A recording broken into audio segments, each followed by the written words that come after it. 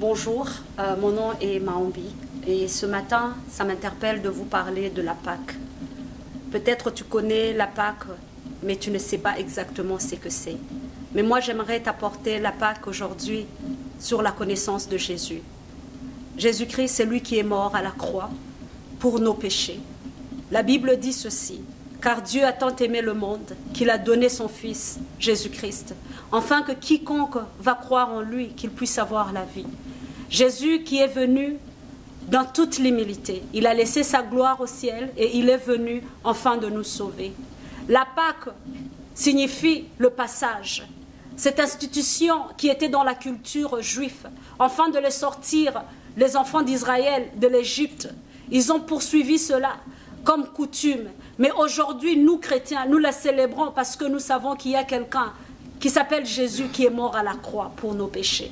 Et c'est pourquoi j'aimerais t'inviter à connaître ce Jésus, à comprendre qui il est réellement. Et moi, j'aimerais t'interpeller ce matin, si tu ne le connais pas, de le recevoir. Il est venu afin que nous puissions avoir la vie et la vie en abondance. Tu te dis peut-être, c'est quoi la vie? La vie, c'est maintenant et après la mort. Parce qu'après la mort, il y a aussi une autre vie. Pour que nous puissions avoir cette vie, nous avons besoin de Jésus.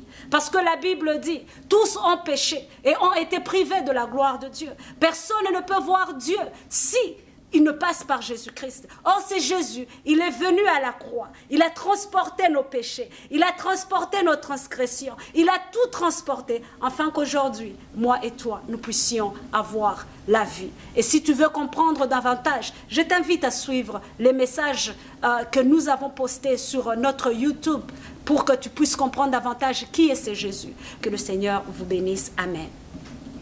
Que tu es saint, tu es saint.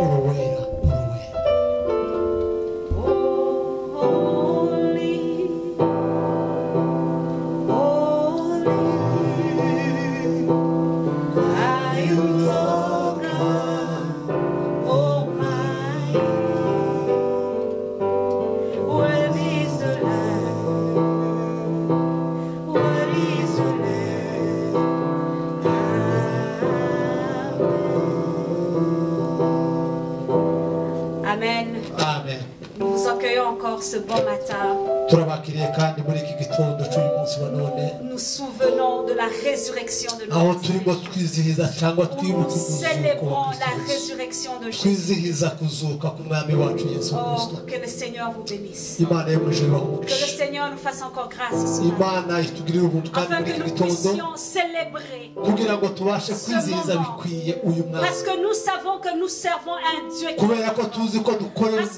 Parce que nous servons un Dieu qui n'est pas mort. Mais nous servons un Dieu qui est puissant. Et nous vous invitons dans sa parole, dans ce bon matin. Nous allons lire dans le livre de Luc, Luc 24. Nous allons commencer 1 jusqu'à 8.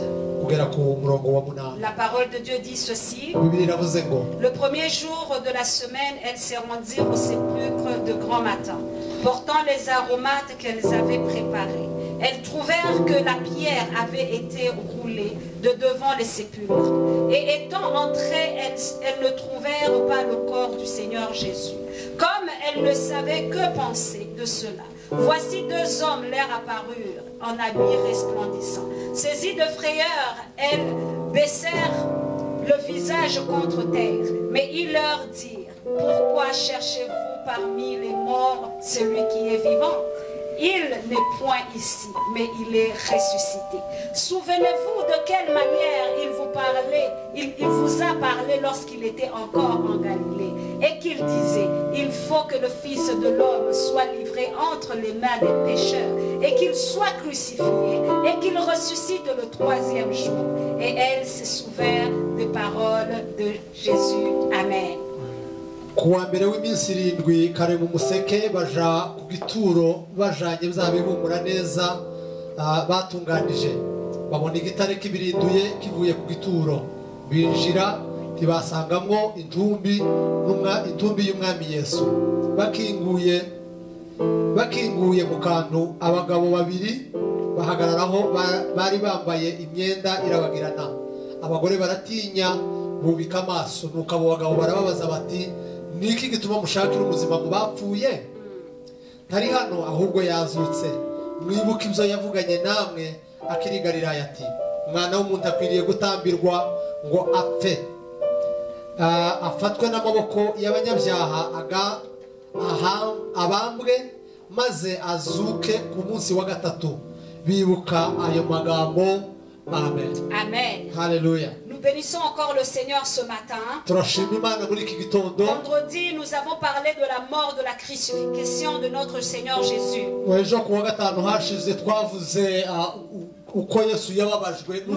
Nous avons parlé de l'arrestation de Jésus. Nous avons parlé de comment Judas a livré Jésus. Nous avons parlé de comment les disciples l'ont abandonné. Nous avons parlé du procès de Jésus toute montée. Il était innocent, mais il a été condamné. Et jusqu'à ce que le peuple a choisi Barabbas par rapport à Jésus, ils ont préféré à ce que Barabbas puisse être libéré, mais que Jésus soit condamné à la croix. Et nous avons vu comment Jésus a été conduit à une mort honteuse. Une mort sur la croix, jusqu'au lieu de la crâne. Au lieu de crâne,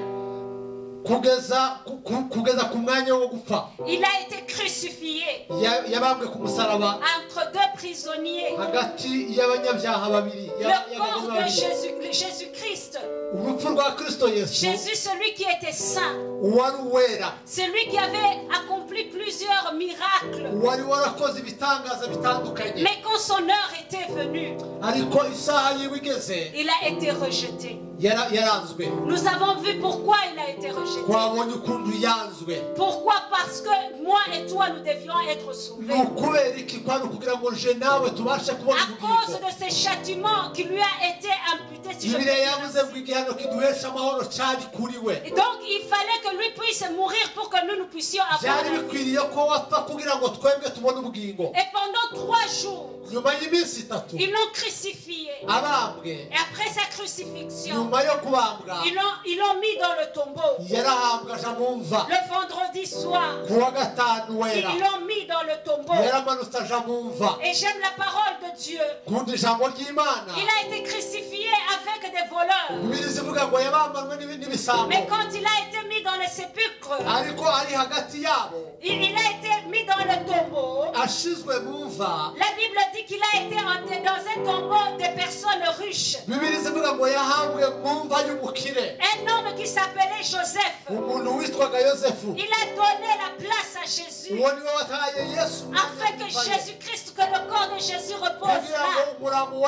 Il avait fait un acte une très bonne chose. Mais ici aujourd'hui nous voulons parler de la résurrection de Jésus. De celui à qui la mort n'a pas pu résister. Celui que la mort n'a pas pu retenir. Celui à qui la mort, il fallait que la mort le relâche. Et nous avons lu la parole de Dieu dans le livre de Luc. La Bible dit ceci. C'était le premier jour de la semaine.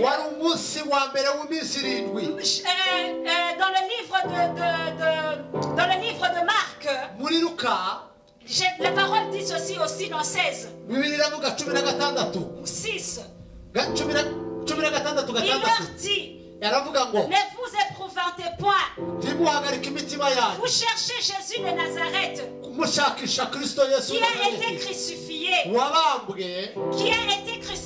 Il n'est point ici. Voici le lieu où ils l'avaient mis.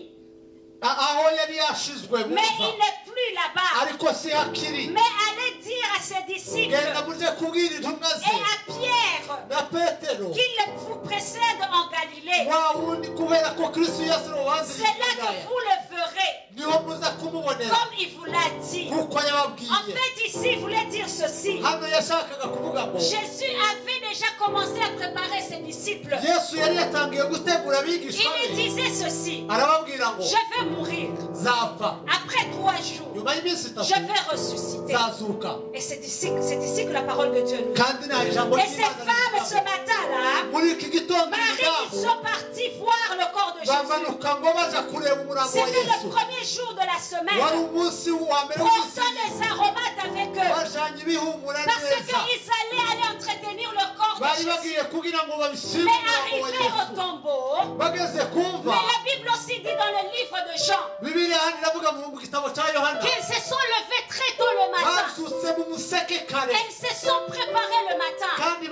Ces femmes qui aimaient Jésus, ces femmes qui avaient à cœur Jésus, ils ont dit on va le préparer le corps de Jésus avec des aromates pour que le corps de Jésus ne puisse pas sentir, pour qu'ils voulaient entretenir Christ. Mais en allant dans ce chemin, ils étaient en train de penser comment est-ce qu'on va enlever la pierre. Comment est-ce que la pierre est très grosse. Comment est-ce qu'on va l'enlever. Comment est-ce qu'on va accéder à notre Jésus. Donnons la gloire à notre Seigneur. Donnons la gloire à notre Seigneur. Même la mort n'a pas pu le retenir. Et quand elles sont arrivées, le sépulcre était vide. La pierre qui était au tombeau, il n'y en avait plus. Et ici dans Luc, c'est là où on voit qu'il dit ceci. 3. Et étant entrés, elles ne trouvaient pas le corps du Seigneur. Jésus n'était plus dans le tombeau.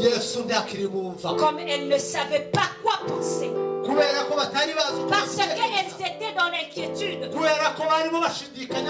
voici 2 hommes leur apparurent.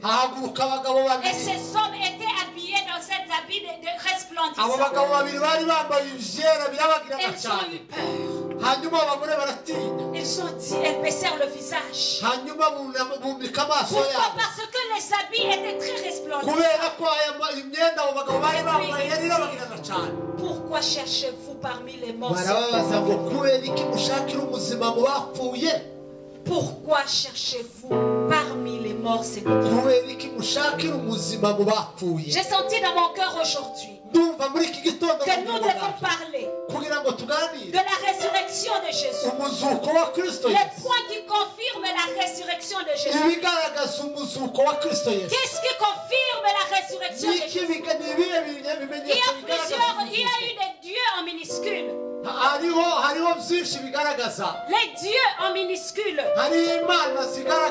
Tutumana dutoya, si je peux le dire comme ça. On ne nous a jamais parlé de leur résurrection. Mais aujourd'hui nous allons parler de la résurrection de notre Jésus. Cette confirmation de cette résurrection. Premièrement, quand les femmes sont arrivées au tombeau, elles ont trouvé que le tombeau était vide. Où était le corps de Jésus? Le corps de Jésus n'y était plus.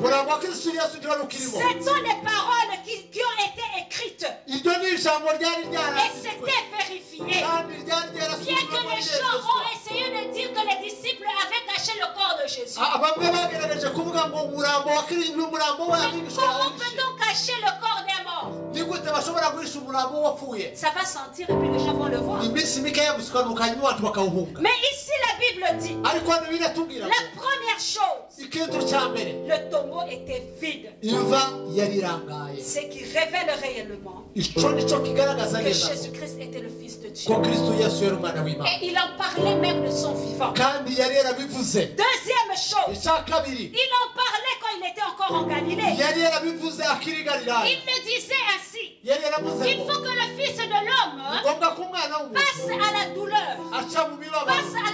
crucifixion et qu'après 3 jours, il soit ressuscité. Alléluia. Donc la deuxième chose, c'est que Jésus parlait déjà de sa résurrection. Il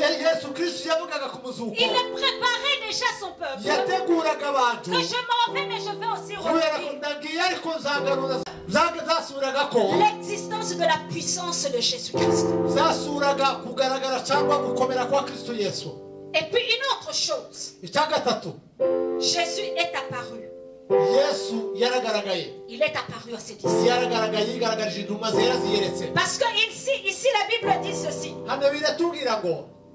Et il dit, il faut que le Fils de l'homme soit livré entre les mains des pécheurs, qu'il soit crucifié et qu'il ressuscite le 3e jour. Et il s'est souffert des paroles, les paroles de Jésus-Christ. Alors quand elles ont entendu cela, elles se sont souvenues effectivement. Elles se sont souvenues des paroles que Jésus dit. Que notre Seigneur soit loué. Et puis elles allèrent annoncer cela. Elles sont allées dire aux autres disciples. Les disciples qui étaient cachés. Les disciples qui étaient cachés dans leur maison. Et ils sont allés annoncer cela. Et c'est là où Pierre a couru. Il est allé voir si ce qu'il disait réellement, si le tombeau était vide. Dis avec moi, le tombeau est vide. Dis ceci. 10. Celles qui dirent ces choses aux apôtres, ce sont celles qui ont dit ces choses aux apôtres. Ils diraient ces discours pour des rêveries. Ils ont pris ces discours-là. Ils n'ont pas cru dans ces paroles. Pierre se leva. Il a couru vers le Seigneur pour aller voir. Quand il est arrivé, quand il a vu que le linge, il vit que le linge qui était à terre. Et Jésus n'était plus là. Paul dit ceci dans le livre de 1 Corinthiens 15. Ça c'est le troisième point. Le troisième point qui montre que Jésus était réellement ressuscité. Le premier point, nous avons dit que le tombeau était vide. Le deuxième point, nous avons vu que Jésus en parlait avant. Et quand les disciples sont allés, notamment Pierre est allé, ils ont vu réellement que le tombeau était vide. Mais Jésus aussi, quand il est ressuscité, il s'est manifesté. Il est apparu à plusieurs personnes. C'est là où Paul dit ceci. Dans le livre de 1 Corinthiens 15. Je vous rappelle, frères, l'évangile que vous avez annoncé, que vous avez reçu, dans lequel vous avez persévéré, et par lequel vous êtes sauvés. Si vous le retenez tel que je vous l'ai annoncé, autrement, vous auriez cru en vain. Je vous ai enseigné avant tout,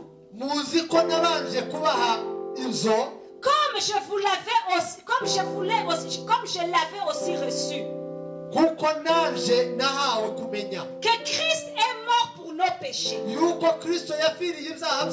selon les Écritures, qu'il a été enseveli et qu'il est ressuscité le 3e jour, selon les Écritures, et qu'il est apparu à ses faces, puis 12 disciples. Ensuite, il est apparu à plus de 500 frères à la fois, dont la plupart sont encore vivants. Et dont quelques-uns sont morts. Ensuite, il est apparu à Jacques, puis à tous les apôtres. Après eux tous, il m'est aussi apparu à moi comme un avorton. Alléluia. Amen. Ici, Paul dit ceci. L'une des preuves de la résurrection de Jésus. Jésus, quand il est ressuscité, il n'est pas resté dans son coin, non. Il est parti, il a commencé à apparaître. Ici, Paul dit ceci. Il est apparu à ses faces. Il est apparu à ses 12 disciples. Il est apparu à 500 personnes à la fois. Et au-dessus de tout ça, même à moi, Paul, moi qui avais persécuté l'Église, moi qui ne croyais pas, Paul qui ne croyait pas, Paul qui persécutait l'Église, qui avait exterminé l'Église, il dit, moi aussi Jésus m'est apparu. Ça c'est une preuve que notre Seigneur Jésus était réellement ressuscité. Il était réellement ressuscité. Et de la même façon qu'il a apparu aux disciples, comme de la même façon il est apparu à Paul, et jusqu'aujourd'hui il apparaît aux justes. Aujourd'hui il apparaît aux chrétiens. Il y a plusieurs chrétiens qui donnent des témoignages. Jusqu'à aujourd'hui Christ apparaît. Nous servons un Jésus-Christ qui est vivant, un Jésus-Christ qui n'est pas mort. La Bible dit que la mort n'a pas pu le retenir, parce qu'en lui il avait la vie. Nous servons un Jésus qui est vivant. Si tu le cherches réellement, si tu le veux réellement, un jour il va s'apparaître aussi.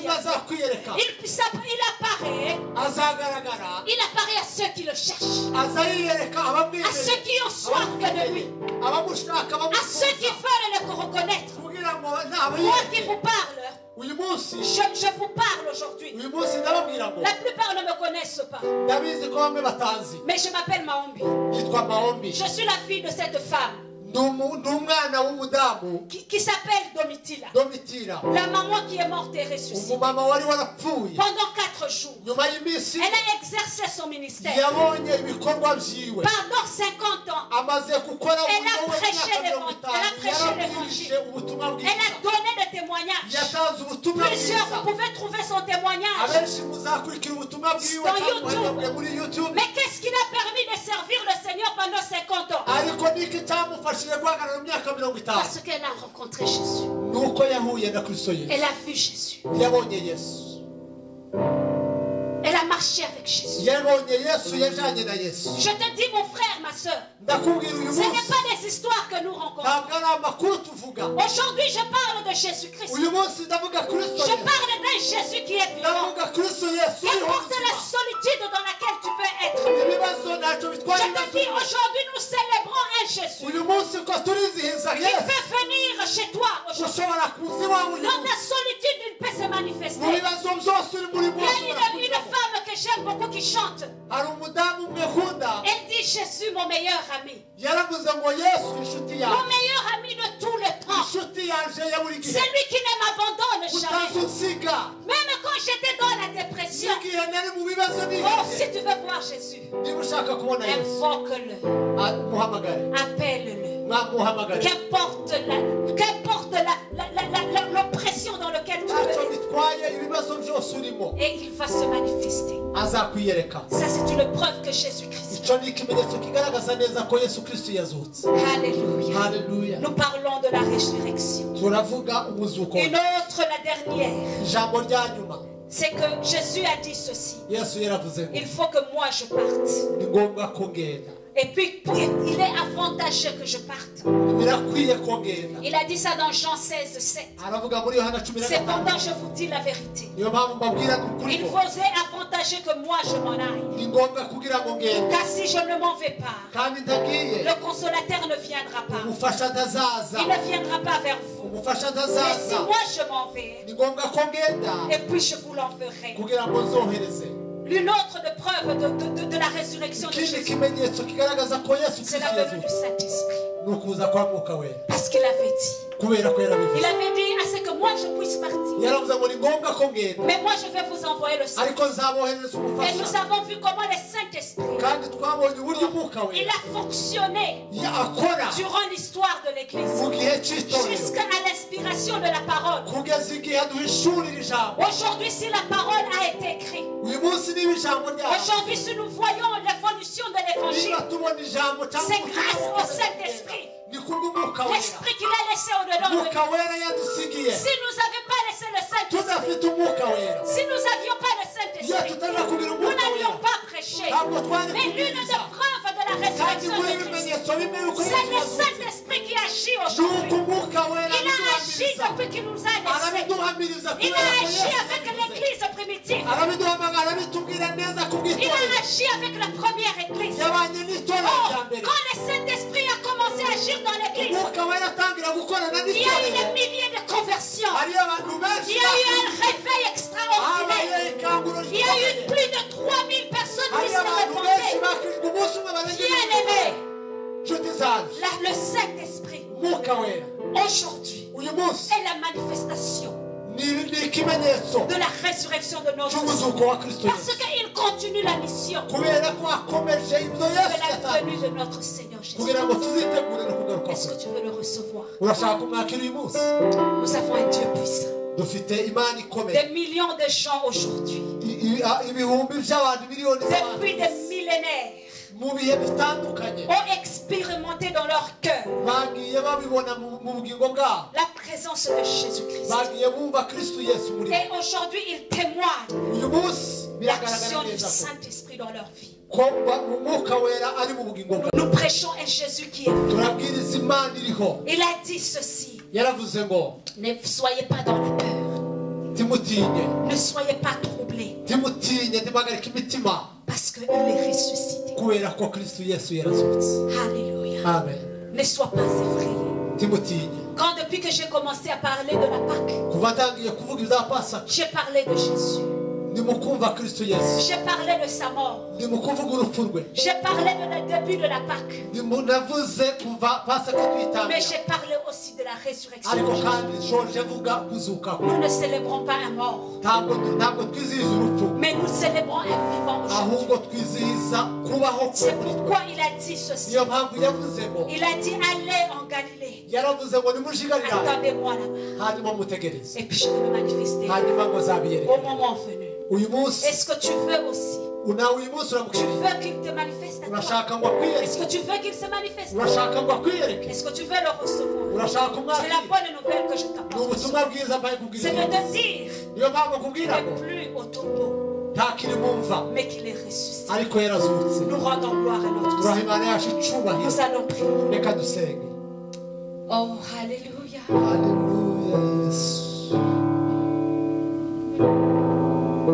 Il a reçu le nom au-dessus de tous les noms. Il a reçu le nom qui surpasse tout autre nom. Et tout genou fléchira lorsqu'on parlera de l'agneau.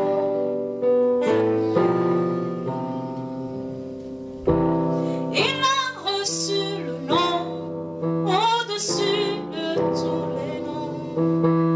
Il a reçu le nom qui surpasse tout autre nom. Et tout genou fléchira lorsqu'on parlera de l'agneau Jésus. Éternel Père, nous te disons merci. Merci pour ta parole ce matin. Merci pour l'œuvre de la croix. Merci pour ton esprit que tu as mis au-dedans de nous. Merci pour tout ça que tu as accompli pour nous. Merci parce que tu t'es chargé de nous. Merci parce qu'en toi, nous avons la vie. Même la mort n'a pas pu te rendre. Même la mort n'a pas pu te rendre. Il fallait que tu ressuscites et que tu fasses la mort. Il fallait que tu ailles et que tu accomplisses ça. Tout ce que tu avais promis pour nous. Aujourd'hui, nous te célébrons. Nous célébrons la grandeur. C'est le nom de Jésus-Christ. À travers ta résurrection, ressuscite, Seigneur. Ressuscite ceux qui sont morts. Ressuscite ceux qui sont malades. Donne la guérison. Là où il y a la maladie. Donne la vie. Là où il n'y a plus de vie. Parce que tous ceux qui sont venus à toi ne sont pas rentrés tels qu'ils sont venus. Parce que tu es la vie. Et tu l'as manifesté dans la résurrection. C'est au nom de Jésus que nous prions ainsi. Amen. Que le Seigneur vous bénisse. Et nous souhaitons un bon dimanche. Et nous allons nous revoir le dimanche prochain si le Seigneur nous fait grâce. Amen.